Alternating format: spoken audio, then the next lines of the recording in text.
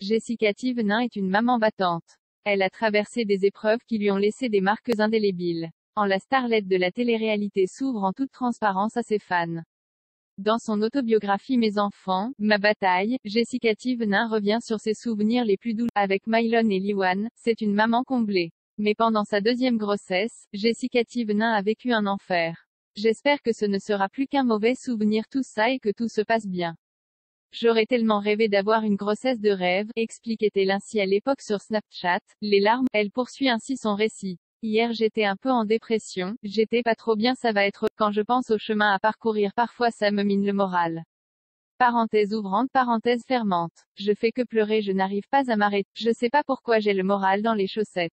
Si je rentre à la maison, quand je pourrai rentrer, je ne peux pas bénéficier d'aide à domicile parce que le bébé n'est pas viable. Tant que le bébé n'est pas à 24 semaines, ils ne peuvent rien faire pour lui. Je suis à 20, même s'il se passe quelque chose, ils ne sauveront pas mon bébé. Parce qu'ils ne peuvent rien faire, précisait-elle encore. Les médecins lui ont ensuite donné quelques jours off. Elle a pu donc aller voir son fils Mylon à la maison.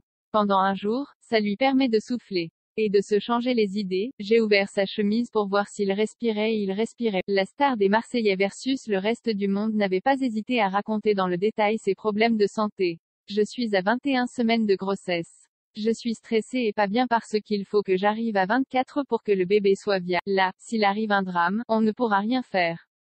J'ai la poche des os qui est fissurée depuis quelques jours. C'est pour ça qu'on fait attention aux infections. Et de détailler, maintenant, la poche du bébé n'est plus hermétique. Il ne faut pas que j'ai de contractions. Il ne faut pas que je perde trop de liquide tous les jours.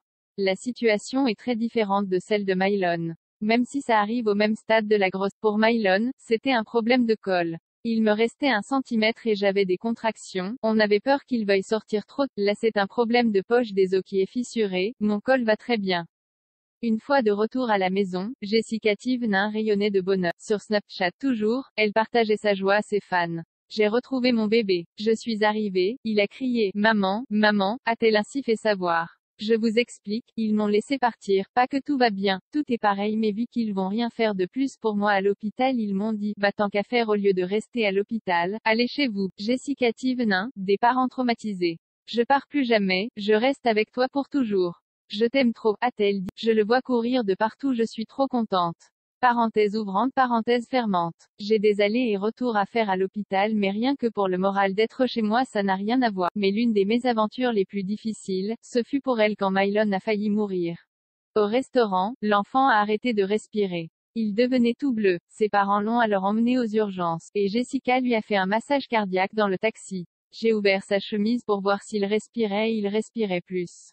D'un coup, j'ai pensé à faire un massage cardiaque comme on nous l'avait appris à l'hôpital. Au bout de quelque temps, ça a marché et je l'ai entendu respirer, racontait la jeune femme en décembre 2019. Malheureusement, cela s'est reproduit 2 mois plus tard. Après le biberon, il recolle la trachéomalacie s'est refermée. Ça recommence. Il redevient bleu. Et il ne respire plus. Il redevient mort. Encore une fois. En plus, il est tout petit.